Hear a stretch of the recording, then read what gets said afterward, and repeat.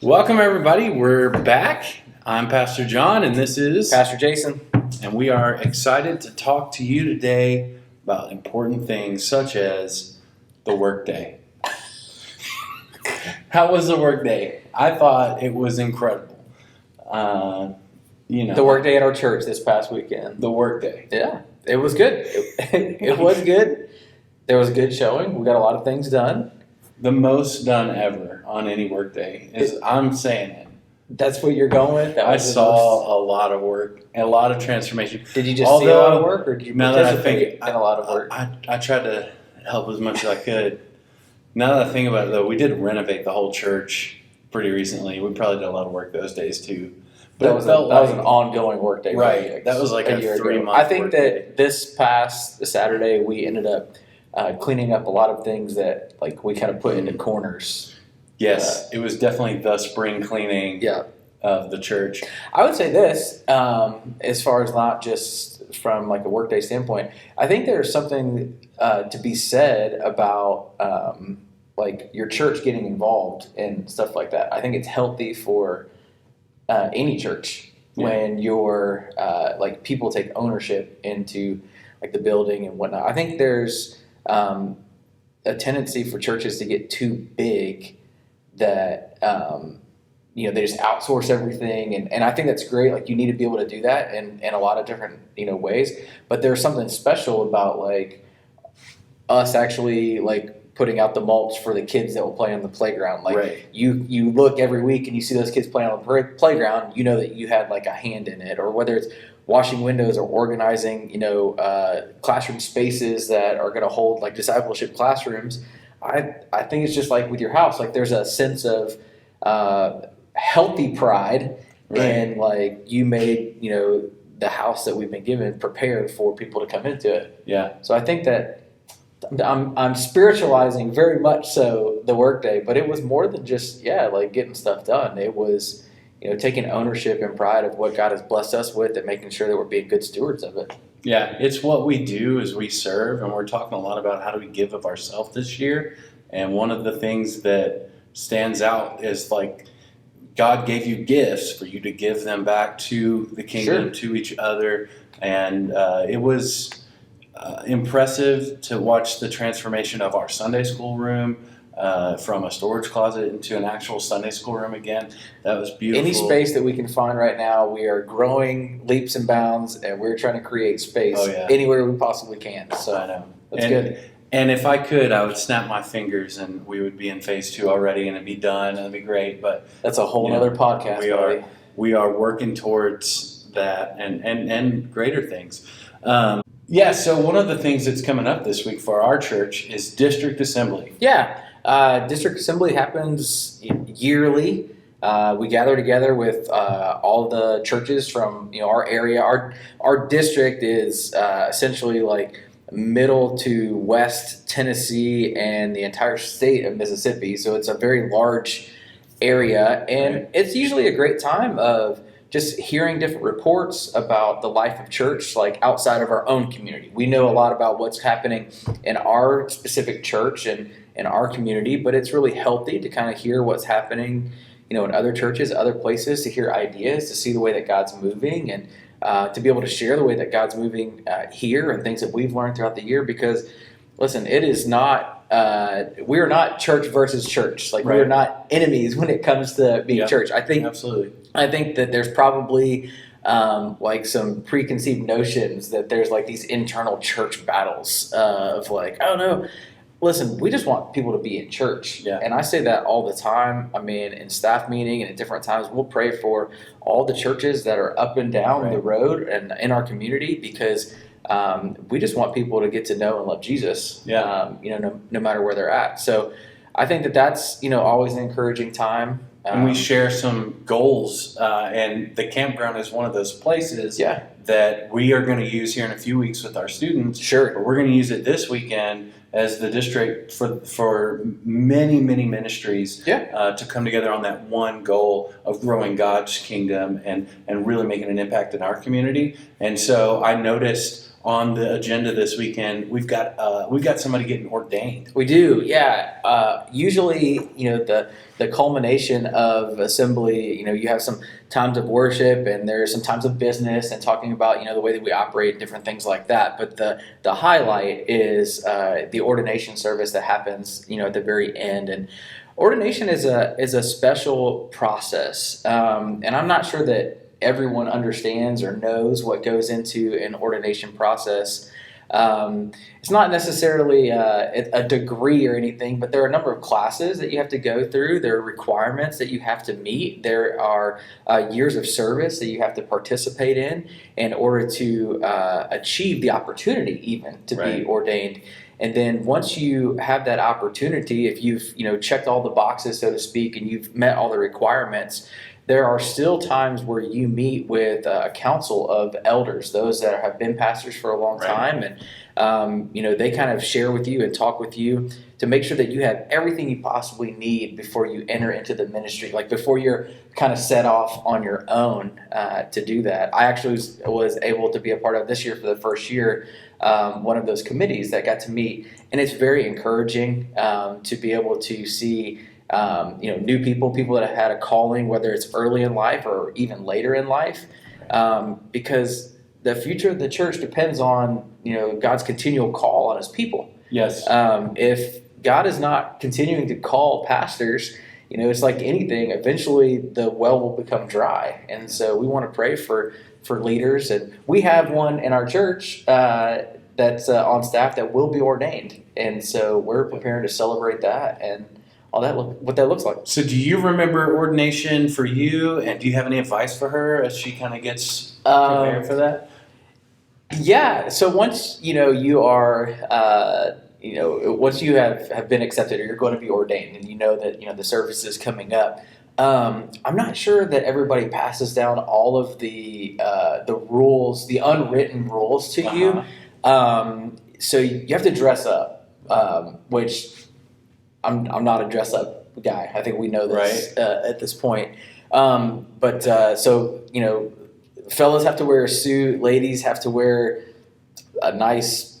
But you knew that part. So I knew that part. What I didn't know was that it was supposed to be a dark suit and dark, like a black tie. Like it was like black tie, kind of whatever. Right now, I'm imagining you in like some weird prom, like white. No, I didn't wear like a Dumb and Dumber style, orange tuxedo or anything. I had a black suit on, but I had an orange tie. It was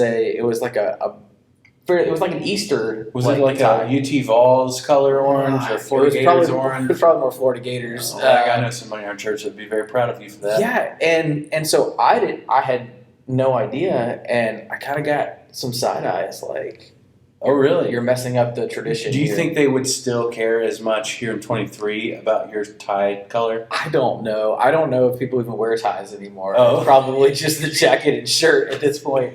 But yeah, so dark colors for anybody that's going to get ordained in the Church of the Nazarene. There's an unwritten rule. It's a party, but it's not. It's like a funeral party kind of. Is it in essence? Yeah. Yeah, it is funeral. It's a celebration attire. of life. Yeah. Well, I mean, really, you have your wedding attire and you have funeral attire, and it's not a wedding. It's not a funeral, but someone decided we're wearing all black for this long one. ago. It's supposed to be dark colors. I guess dark colors just mean serious, and I think part of what I've noticed in that is that they really want you to understand how serious of a process of what it really means for someone who has had someone to have laid hands on them, it's laid hands on you, and it's just been passed, and you kind of symbolize this accepting of the spirit of I guess ministry. I mean, you really are accepting. It's not like you're accepting your call into ministry. It's more like you're being stamped as we affirm that you are ready to lead, that kind of thing. And those are probably very special moments. We have a district Do you remember superintendent, that is kind of like the pastor to all the pastors, and so yes, he will come in and lay hands and pray along with one of our general superintendents, which is like the pastor of the pastor of the pastor, right? It's your boss's boss. Yeah, right. Boss. Up there, and but then you're surrounded by all your other fellow pastors. Right. And it's probably, for me, it was people that I had worked with. I had grown up on this district. And so in many ways, it was pastors that had watched me kind of grow up and explore that call all the way through. Yeah. Had watched some of the crazy things I had done at youth camp, and we're glad that you're past that, kind of thing. But at that time when I was ordained, you were able to choose who would lay hands on you and actually pray that prayer along with the general. And my dad laid hands on me as a pastor, and so that was a very special, memory and a special way of commemorating that. Yeah. So that was cool. That's really neat. Well, that's happening this weekend. We're going to get to go and be a part of some of the workshops. The NYI convention is happening this weekend. We just have a lot of the church business stuff. And I know that Bree is probably excited that we're done having to tally all the numbers and submit all the forms, all the reports and different things. But we're past the reports. We're here. It's like game day this weekend, and then it's the new calendar year for the church. Yeah, calendar year started. I mean, that's kind of where we're at with the church, and for us, all that stuff is kind of we're focusing on what we can do here, locally in our community, and so we're just kind of keep moving. I think for us right now, we talked about it last week that the end of the school year really marks this whole nother season in the church. When families become freer, where the kids are not in school and vacations happen and different things, and it turns a page for us. And summer is quickly approaching now, like a out of control steam engine, baby. It's on the way. And so I think for us, that's what we're looking forward to right now, is kind of seeing what God is going to do in kind of the next few pages for this year, for summer. Yeah, and we are hard at work trying to figure out some of those events for the summer right now. I was looking at the calendar, and we have 4 week-long youth events in a 2-month span almost. Yeah. And how's that work? How's that on your back, right? You don't get to sleep in your own bed, Well, okay. For VBS, I'm gonna sleep in my own bed. Okay, We're just gonna come here every day and see each other every day. Right. So VBS is easy, when I'm on your back. But camp, oh man, camp on your back. It takes a physical toll. You really have to sweet talk somebody so that they can get you in a better room. You don't want to be on the little cot mattress thing. Have you ever doubled up? Oh yeah, you got to. Yeah. As long as you can find an empty one somewhere, and you can start to pad the mattresses. Those are secrets of long time youth ministries. Oh yeah, you always double up. I mean, sometimes you can just take one from a 6th grader. Yeah, because they don't really care. You could bring one, I guess, nowadays. I guess. I've brought some crazy stuff to camp to try to make the cabin more amenable. There's definitely been years when we've had television, we've had DVDs. We have That's not camping. I know. It's not camping, but the idea of hey, our room. We got you look at the other guy's cabin and it's we're definitely the room to be in. There's one essential. Look at all these snacks. There's one essential that you have to, as a counselor. There's 100%. It's a hammock. No, I wasn't going to say hammock. Oh, a cooler. Oh yeah. To be able to keep your own drinks, your own supply. And not that's so essential. It is a cooler. I didn't even count it as a thing. No, you know what I mean? That's just part of my body at that point. You have to have a cooler drink somewhere. You have to have your own cooler. Absolutely. I would agree with that. If I had my own cooler at camp this year, I would supply myself with A&W zero sugar cream soda. I thought that was a root beer. Wow, cream soda. That is cream soda. How Nazarene of you. Today is sponsored by A&W cream soda. For those of you who are out there, stop it. This is get a lawsuit. This is the greatest diet drink that I have found. Is it really? It is. I can't taste the diet in it at all. But there's no sugar and there's no 0 calories. So it tastes just like cream soda to you. Just like cream soda. 100%. Try one. You got them stocked anywhere around the church?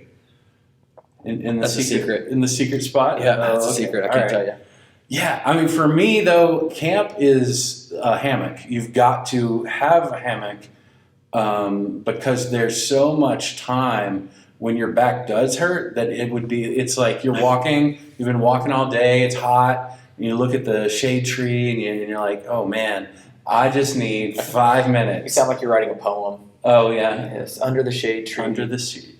Yeah, but what we do, Concord likes to set up a good amount of these hammocks, like one for every student. Yeah. And then maybe a couple just for like extra friends to come hang out That sounds with us. very kingdom-like, John. Yes, and Very we bring kids in, and we enjoy just creating a little community, and it gives you like this home base. You're running around doing all these different projects and activities, and then it's like, well, where are you going to be? Oh, we're going to be at the hammocks, right? Because there's not like a meeting space That's true. for co-ed. Right. It's not like we're doing co-ed showers or anything. So you got a meeting space that works for the whole group to be like, all right, see you at the hammocks. And I love that. And so, yeah, that's one of the things I'm looking forward to. But we'll make sure we have a cooler for little drinks. Right. Gotta have a cooler. Yeah. I usually try to come down and visit like once a day. I feel like that's Once a day. once a day, once a week. That's once a day. That's closer to accurate than once a week. Once a day was back when I was a youth pastor. Yeah. Now it's once a week.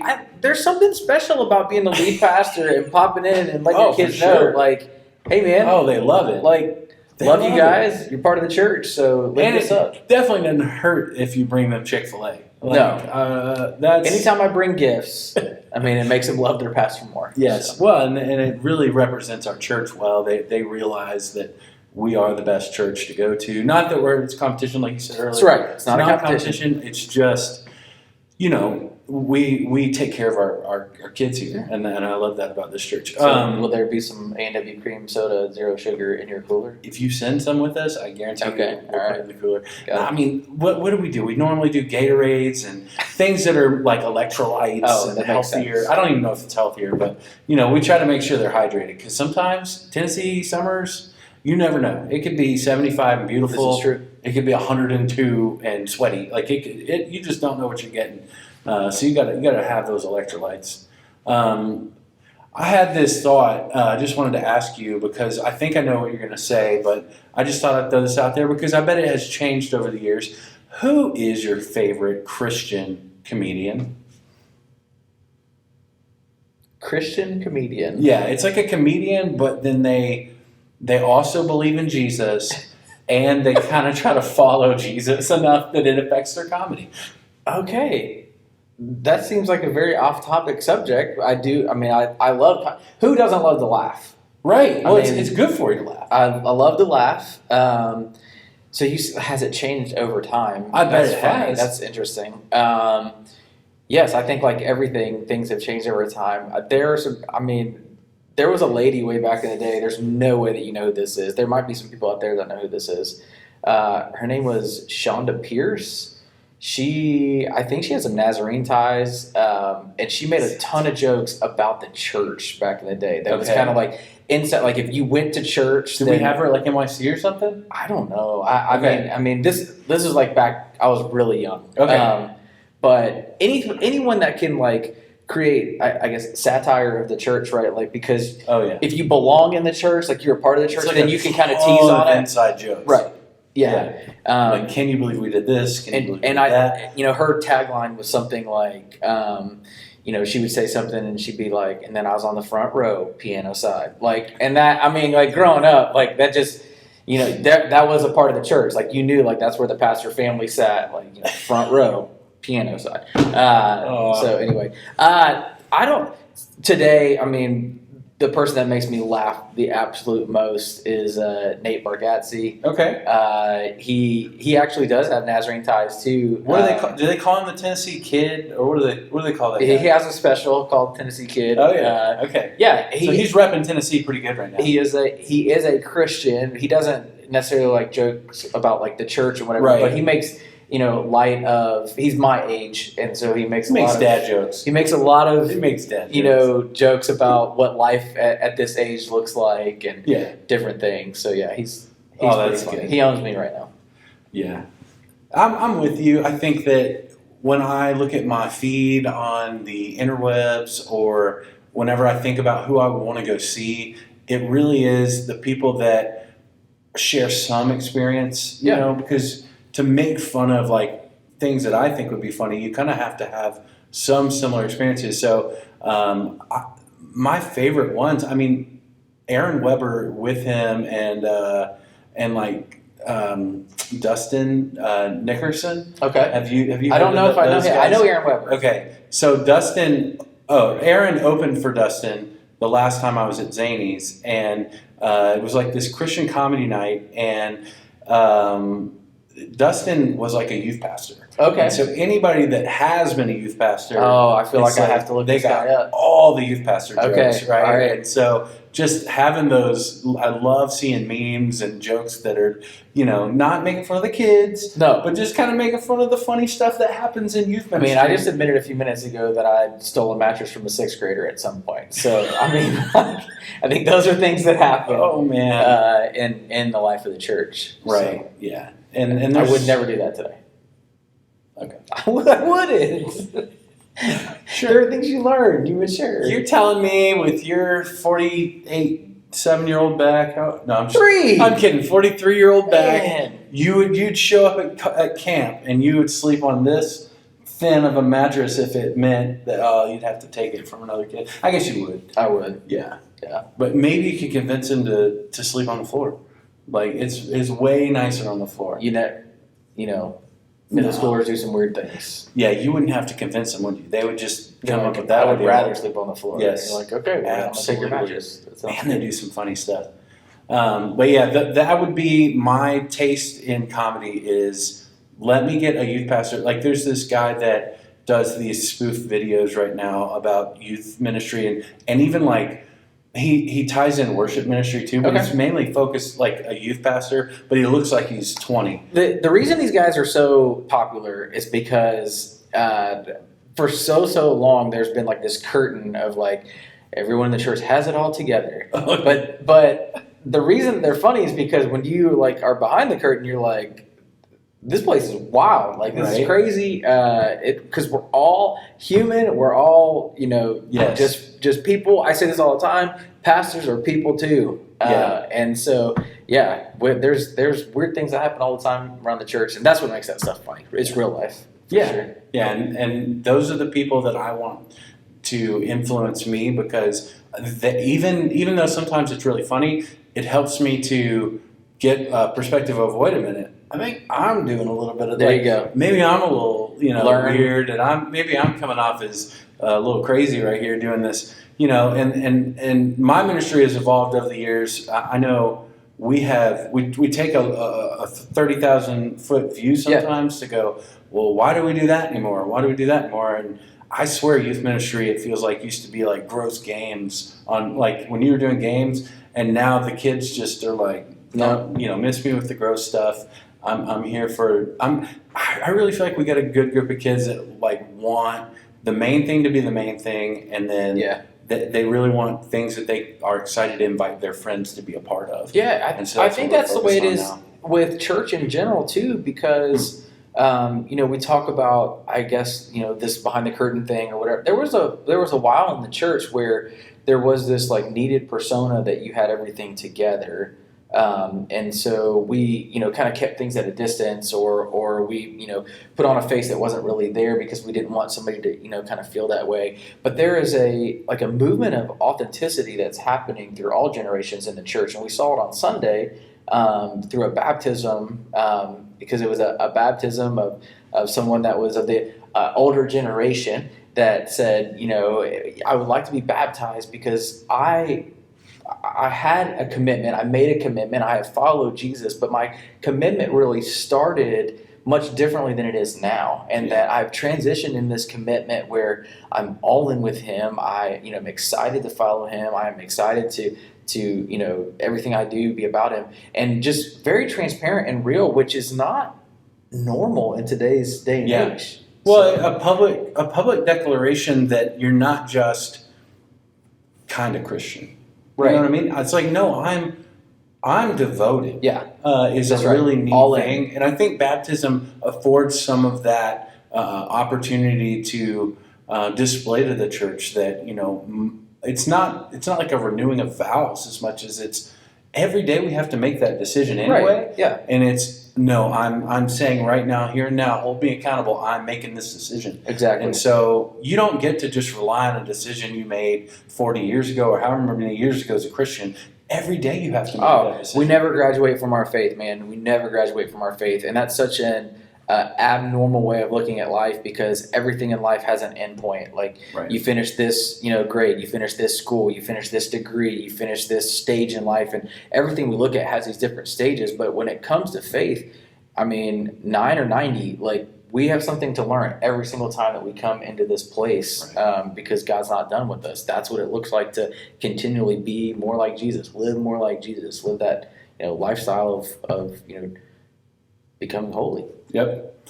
Well, before we go, what can we expect to look forward to on Sunday? Because I don't want to spill the beans, but I really want to hear your heart. What are we sharing with the church? What do we want them to get excited about this coming Sunday? We're stepping out in faith, man. We're opening up the pulpit to a new voice, a ministry that we have found. Someone in our church works for this ministry, really kind of highlighted them to us, and we began to explore it. And it's a ministry that deals specifically with sex trafficking, human trafficking. And, I think there's just a generalization that this idea of trafficking happens somewhere else. Right. It happens. We know it's bad. Yeah, it's but bad. We don't know it's here. And this realization that within our town, and not just downtown Nashville, but in the suburbs. And so, we've invited them in to come and kind of share their story of how this ministry, began, and the different ways that this ministry is, helping those that this is, what they have, found themselves in. And then how we as a church can actually partner. Just like anything, nobody wakes up one day and says, like, I wish for the worst thing in life to happen to me. And so there are, folks that have found themselves all of a sudden in a situation they never dreamed they'd be in. And then it's difficult to get out of. Yeah. And this ministry is going to share that, share how we can partner with them.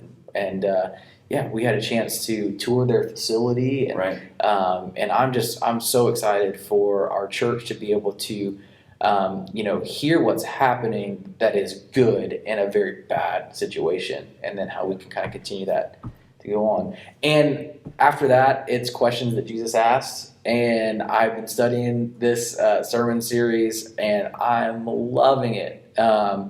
Jesus asked over 300 questions himself in Scripture. And there's some things in there that we're going to kind of unpack as to even why Jesus spoke that question. Yeah, there's wisdom in that, right? The man with all the answers still had questions to ask. Yes. There's something about that we need to look at. So that's going to be good. Cool. Well, I hope you're excited. We are doing lots of stuff, but we just want to continue to involve you. So hopefully you enjoyed this podcast. And until next time, get you some A&W cream soda. And we love you, and there's nothing you can do about it. That's right. Have a great week.